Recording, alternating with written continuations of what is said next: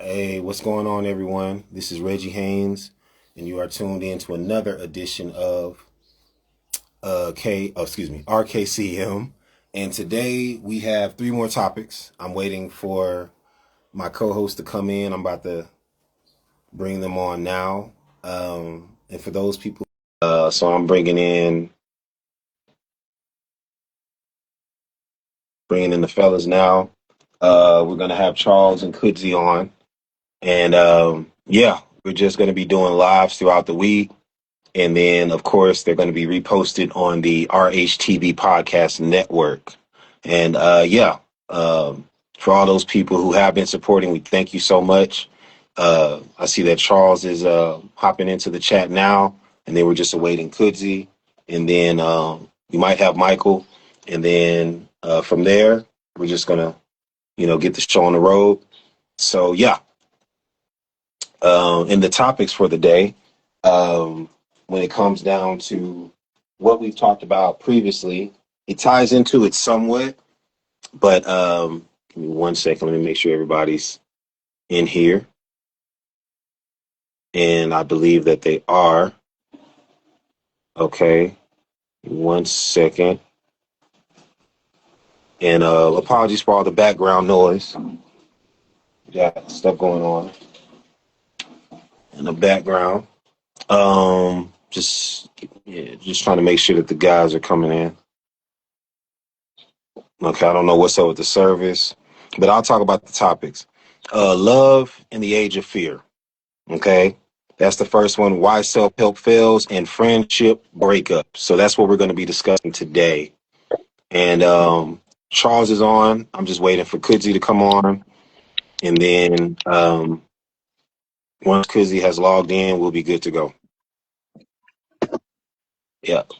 So Charles, you're all set, man? Yeah, I'm good. How are you doing? Okay. I'm doing good. I'm doing good, man. Glad you're doing fine. All right, and now we have Kudzi. Kudzi, you're all set? Uh-huh. All right, sounds good. Sounds good. Is Michael with you or no? No, he said he'd be busy. Okay, no problem. We'll get him next time. But yeah, so I was just talking to all the people that are tuned in. Today's topics, we're going to talk about love in the age of fear, why self-help fails, and then also friendship breakups. So I've already did my introduction. Charles Kudzi, the floor is yours. And then we'll get into our first topic for today. So I'd just like to say welcome to our live podcast. And for anyone who's new, you can check out our videos on on Reggie Haynes in Africa and Too Real for the World podcast. Over to you, Charles. Well, I just want to say hello to everyone who's new, and I hope that what we're doing here is something that is helpful to everyone, because here we discuss stuff that currently happening, dilemmas that we face, and hopefully they can be helpful to one or two people.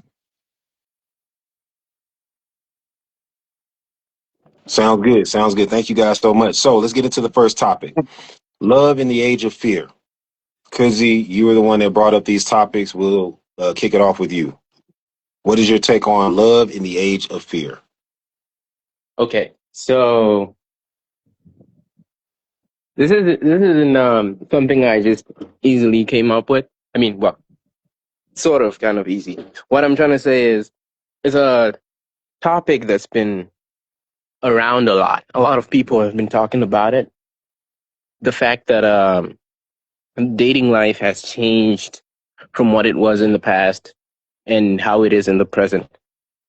So I'd just like to shed light on the fact that within the past, they didn't have all these things like the internet and mobile cell phones. All they had was you'd have to search for the person that you want in public, in places like the library, coffee shops, or maybe within clubs or something like that. So basically, they were restricted. Who you see is who you go after. But then once the introduction of modern media was put into place, people changed towards other things. What I'm saying is they got a more broader view. They have more access to people now. With one scroll, you can see 5, 4, or 10 women rather than just one. So, what I'm trying to say is, within today's society, this has kind of caused a thorn in today's love life, or should I say, dating game. People now switch to multiple partners, they cheat, and they probably have 10 within their contact list. So what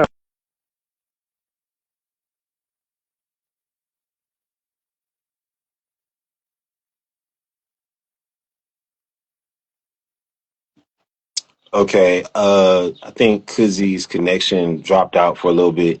Um, Charles, while we're waiting for Kudzi, did you want to did you want to touch Yeah, on the topic? Oh, yeah. okay. Never wait, mind. Never mind. you Okay, can't Kudzi, hear you're me? back. All right. Yeah. What was the last thing that you heard me say? You were basically talking about like nowadays people have like 10 people in their contact list and then it cut out. Oh yes, so nowadays people have like 10 people within the contact list. They have more access to people that are around, and they're not limited to just one person. So the growing fear is because now, with people giving attention to multiple partners, most people have actually already given up on the dating game.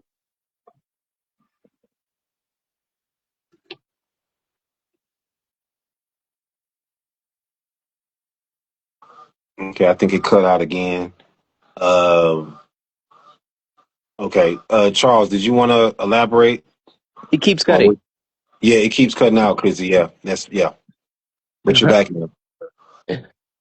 So what I'm saying is, the reason why the topic is love in the age of fear is because now there's been a growing concern that people have lost hope in dating people within this current age, because they know that they usually play around with multiple partners. Not that there aren't any people who are loyal, but it's an issue that's growing.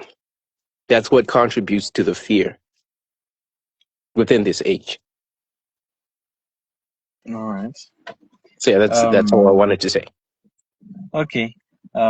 Personally, I believe we a couple episodes back we did talk about something like this, whereby we Hmm. have sudden change in the way that things used to be like when it comes to the to the dating issues and matters, right? Hmm. You were saying that we have issues whereby someone has the room to just talk to anyone at any time, at any place. Like I could be talking to someone who's in Europe, who's anywhere at this point. And Uh-huh. yes, whilst that might look like the problem, but I just genuinely just believe it's just basically us normalizing certain stuff. What am I saying? Hmm. I'm saying yes, I do have access to a lot of people on my phone. But then if it wasn't so normal for a guy to have more than two girls he's talking to, it wouldn't be a problem. You get what I'm saying? Let's not Hmm. let's not switch this all up on us being globalized. It just basically starts from the virtue of the person themselves. Is Yeah. having Are we saying that having more than one or two people that you are engaging in is the problem, Mm. or are we saying that maybe the access that you have to more than two people is the problem? Because let me tell you this, back then, let's say for example we're talking about 20, 30 years back, you still Uh-huh. went to school, and if it's a mixed school you still have access to a lot of people, but then you didn't have this many problems where you have people literally fearing getting cheated on. Why? Because as much as they are exposed to a lot of different other people, they just have the morals to just be like, nah, I'm good. I'm gonna just stick to this one person. So I feel like the problem comes when we have a lot of people who are normalizing dating a lot of people. You get what I'm saying? Uh, They're just normalizing it. The problem is not so the phones. The problem is not the social media. It's basically the mindset. People are so saying that. it's a Oh, problem in morals. yes, yes, and the mindset included. People are just saying that it's okay to just have multiple partners, and it's a flex now, which it wasn't before. Mm. I remember actually we the problem of people having multiple partners. But anyways, continue. Yeah, so that's basically my take when it comes to relationship in the age of fear. Confirm? Yeah. Yes. So the main fear, right, would be getting cheated on, and what leads to that is just basically the mindset of the younger generation, my generation included. Mm. Just that people feel like or the females, right, feel Mm-hmm. like the guys take it as a flex when they are dating multiple people. So therefore they are afraid that if they jump into a relationship with this particular person, they'll get cheated on. Which is Mm. something that we might try to deny, but then a lot of other males are doing it, whereby they have like 4 or 5 people, and not to exclude the girls themselves, because we have some other women who are doing the same thing. So Mm. I feel like that is the biggest fear when you're looking at relationship these days. Just basically, people are not as loyal as they were before. Because Yeah. why? Because of their mentality and their morals. I completely agree with that. You have anything, Reggie? Yeah, yeah, absolutely. So first off, great points that you guys have both made on this subject matter. My take on it is this. I think we spoke about it on the last episode when I stated living life in fear is not living at all. And I say that to say this. I remember there was a time back in the days as well where there were men and women who were very like they stepped outside of their relationships, had families on, other sides of the community, within the same community, etc. And it was one of those things to where people tolerated it. I am not a person that condones cheating. Have I done it? Yes. Is it right? Absolutely not. Because once you make a commitment to someone and you have made it clear that, hey, look, it's just me and you step outside of that commitment, you basically lie, you broke your vow of trust and loyalty, then at the end of the day, you can't be trusted. At the end of the day, it's going to take a lot for you to regain that trust, if it is possible to regain that trust at all. So for me, there's no excuse for cheating. Now, going into the whole thing about media and all that stuff, I think it's just made it more easier and accessible for those people who have always had it in them to want to cheat, to do it, but it's more easy for them. They have more access. So my thing is also is to where people like this, they are people who are just they're people who they lack commitment, they lack honesty, and you can't really trust them, and they shouldn't be in a relationship at all. And I'm gonna say this too: we live in such a backwards world to where we praise cheaters, we praise abusers, we praise people who are not sticking to their vows and their commitments. We're praising people who can't be trusted, but we ridicule those who have been committed. We ridicule those and criticize those people who are honest and truthful and loyal in their relationship. So for me, I never feed into the backwards way of thinking. I always look at it like this. If somebody cheats on me, their loss, not mine. Because let me say this, and I said it in a recent interview, for the men out there, I can't speak for women, but for men, just know this. There were times in my life to where a woman would break up with me, leave me, cheat on me, and I used to feel down. That same day, if not the very next day, I'll get a knock on my door or I get a text, and there would be a whole bunch of females hit me up. Hey, Reggie, I heard about the breakup. I'm so sorry. Hey, is there anything I can do for you? Reggie, let me cook you dinner. The point that I'm trying to make is people see your value. People see how phenomenal you are, and there's no need for you to hold your head down. If you as a man gave it 100% in that relationship and the woman leaves, the woman cheats, she steps out, that's her problem, that's her loss, it's not yours. Just remember that there's a whole bunch of other women who are more deserving of your love, and there's no need for you to dwell on something that was never for you to begin with. So that's how I look at it. So if a woman leaves, and I'm and people call me an a-hole for saying that, and that's fine.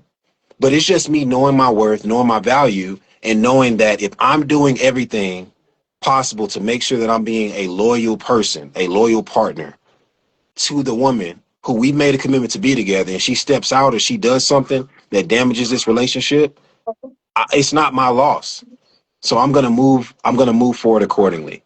And I say that to everybody out there. There's no need for you to cry. I'm not saying to overlook your emotions because we are humans, but I'm saying there's no need for you to cry. In my honest opinion, there's no need for you to hold your head down because you did the right thing. They didn't, and you moving forward are gonna realize, okay, what not to do next time around, and how you can move forward, and how you can have a healthy, happy life with someone who's deserving to be with someone as phenomenal as you.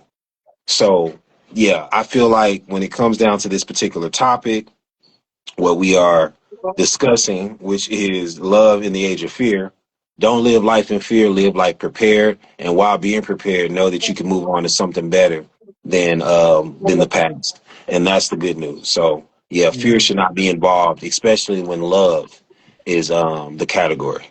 So that's my take on that one, guys. Mm. Okay. So I just like to add a few more things to the topic. So basically, what I want to say is the fact that this growing fear has increased within today's modern society. It's led to a lot of women complaining about men not approaching them anymore or asking them out on dates. They've simply given up on the idea of starting a romance with any woman that they meet in public because of trust, because of fear. So it's gotten to the point where some celebrities, I'm not going to mention, some female celebrity was actually complaining about it, saying that no one wants to hit her up with a pickup line and take her out on a date. And basically, they're confused, the women, of course. They're confused as to why men don't want to do that anymore. And I'd say it's contributed to this fear of being cheated on, fear that the person that you're talking to is not taking you seriously at all. Yeah, that's partly what. Yeah, that's what I wanted to say. Charles, You okay, can you can go ahead, Dre. Charles, you got anything you want to add? Um. Well, not really. First of all, I do agree with what Reggie was saying. That there are no excuses to this. There are some people out there who really just can't commit, and there's no helping that. And how technology has just aided them. It has made it easier for people to just do what they want. But then that is not an excuse. And how you should look forward if something of that matter or of that manner is to happen to you. Other than that, nothing more. Yeah, no. Thank you so much for that, Charles. Thank you, Kudz. As far as women talking about the whole pickup line thing, I'm gonna be honest with you.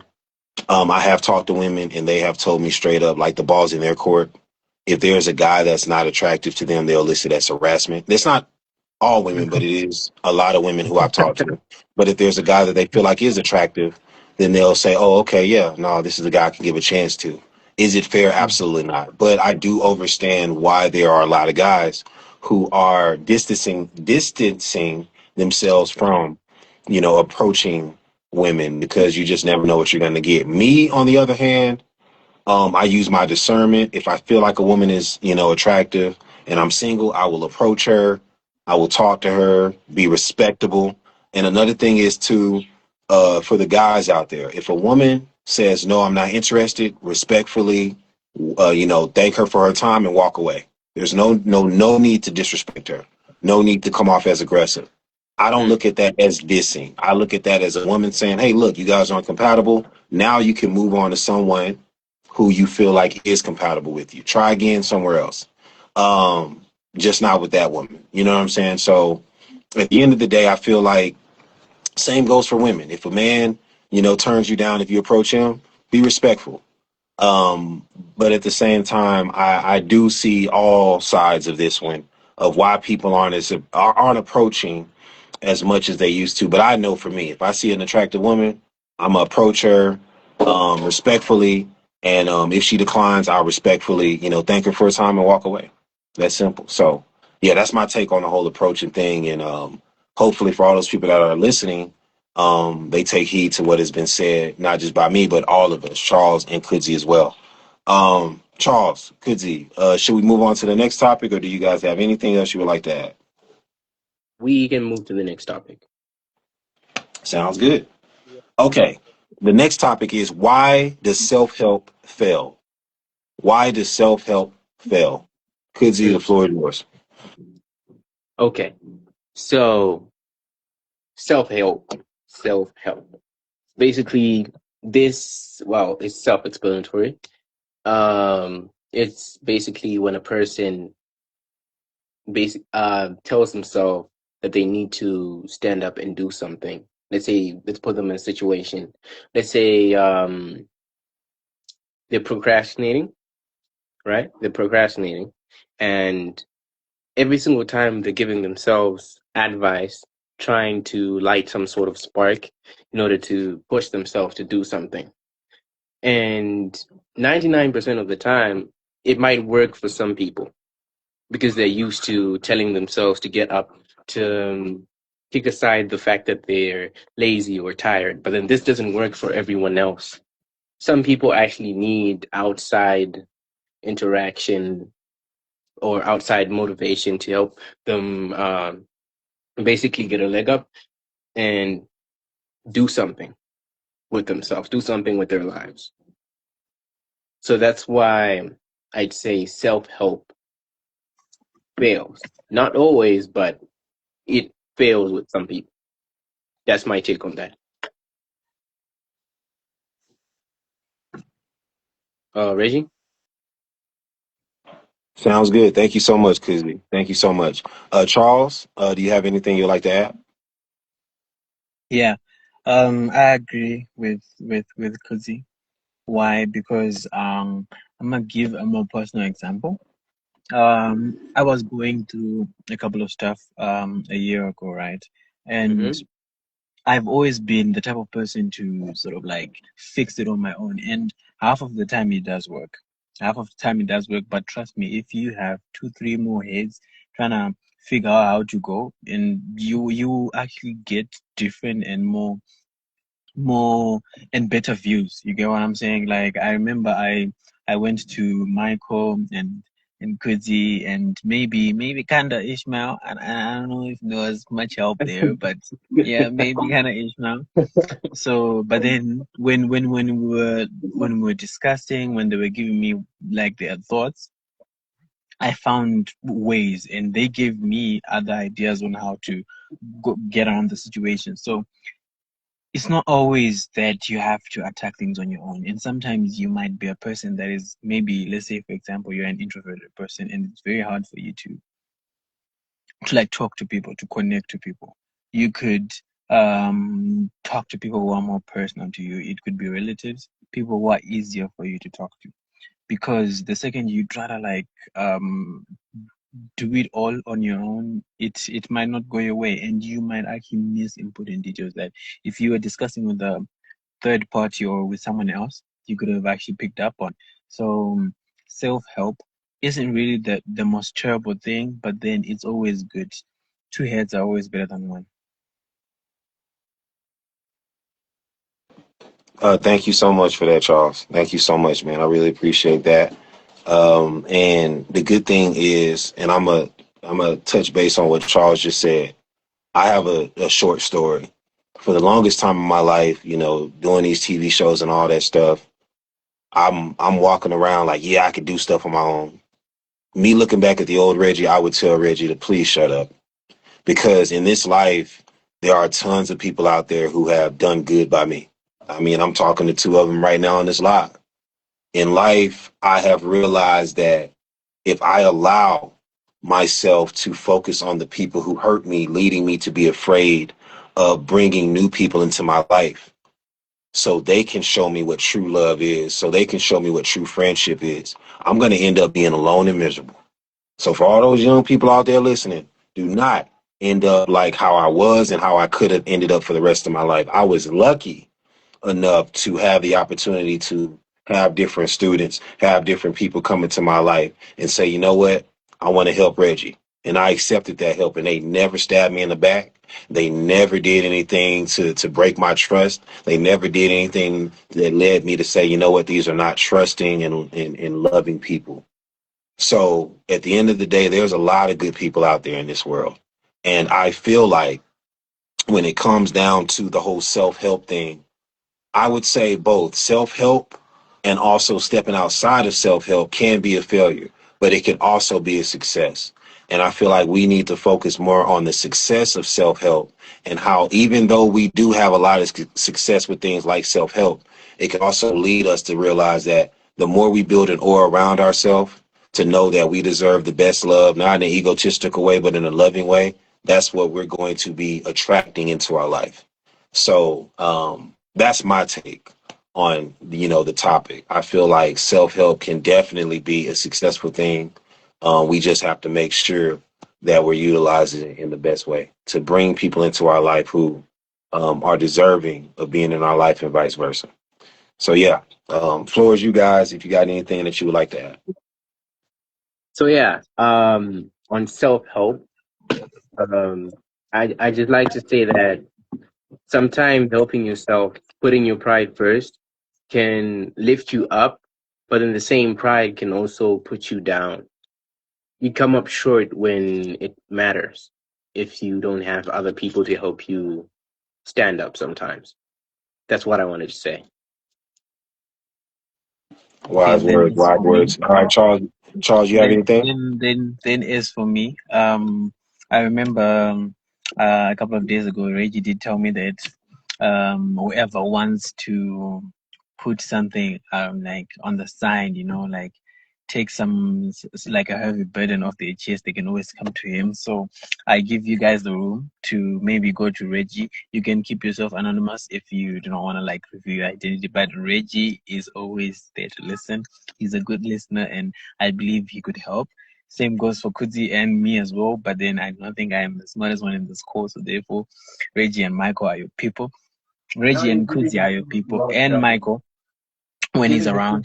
So yeah, Reggie, just I just gave you a hand in inviting everyone to your DMs. That's if they need help, you know what I'm saying?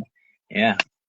No, no problem. And yeah, that's the thing. Like for all of us, like Charles said, we're always here to help. We might not have all the answers, and it's not even about who's the smartest or anything. I think it's based off of experiences. There might be something that Charles has experienced or Kudzi has experienced that I've never experienced. Same with Michael as well. So if you come to any of us, definitely, we'll do our best to help out. So yeah, no, absolutely, Charles, appreciate that. And without further ado, we're going to move on to our last topic of the day. And for all those people who have been tuned in live and also who are watching the pre-recorded version, we thank you so much for tuning into another edition of RKCM on the RHTV Podcast Network. And the last topic is friendship breakups. And I believe, Kudzi, you wanted me to start this one off, right? Mm-hmm. All right. So when it comes down to friendship breakups, I think Kudzi was talking about how when I was in high school, right, I ended up leaving to graduate, go to college, and then, start my career. And, you leave a lot of your friends. People always say, oh, we're going to stay together forever. And you feel like you leave a lot of your friends behind, right? The same with different jobs and stuff like that. I'm here to tell you that is true to a certain extent.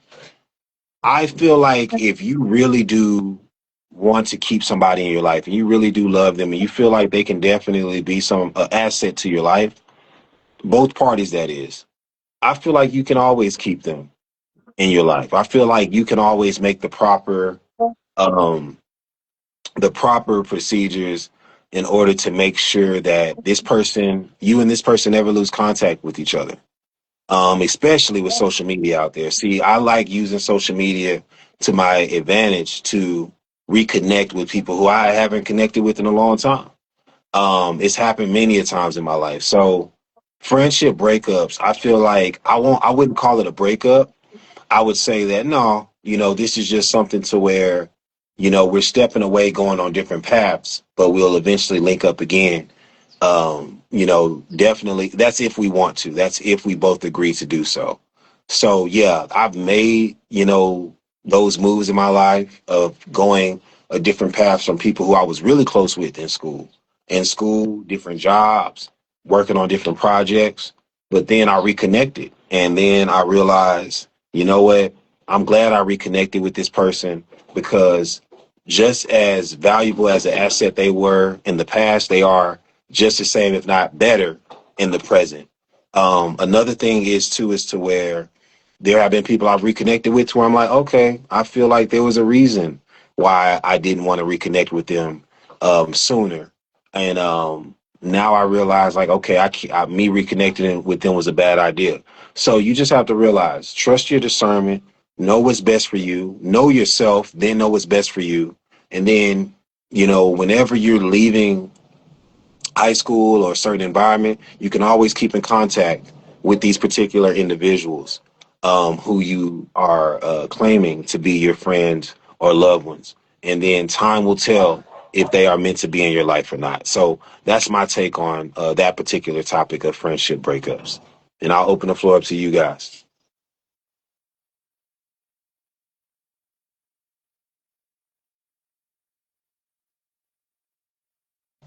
Charles Kudzi.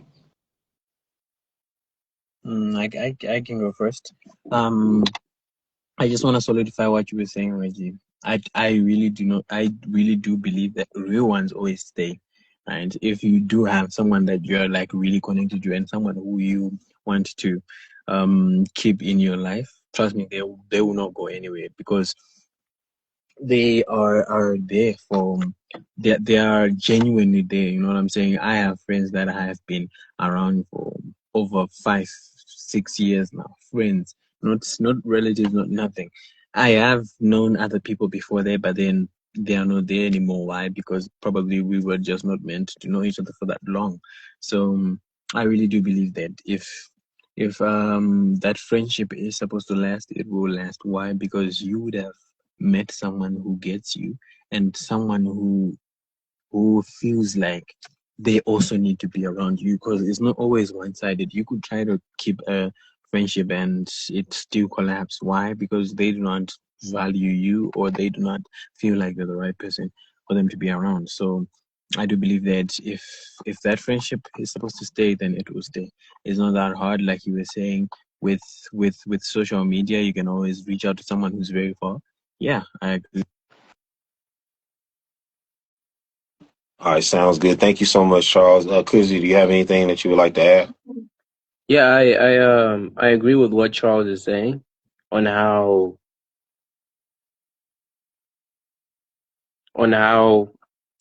people stay when they feel that you have a connection with them.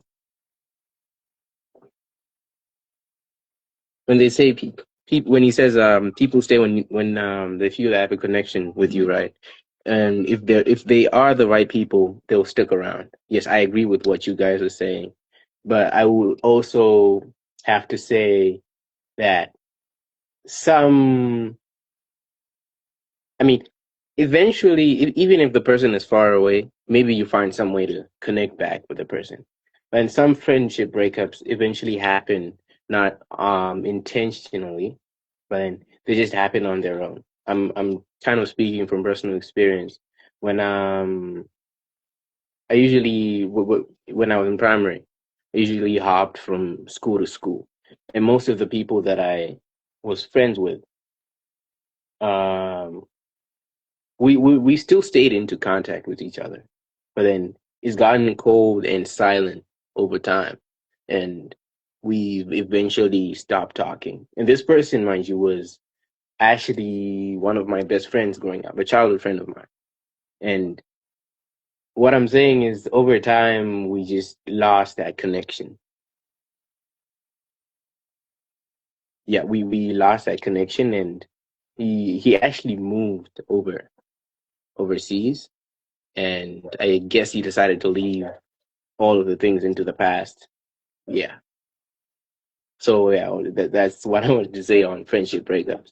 Some people stay and some people move on.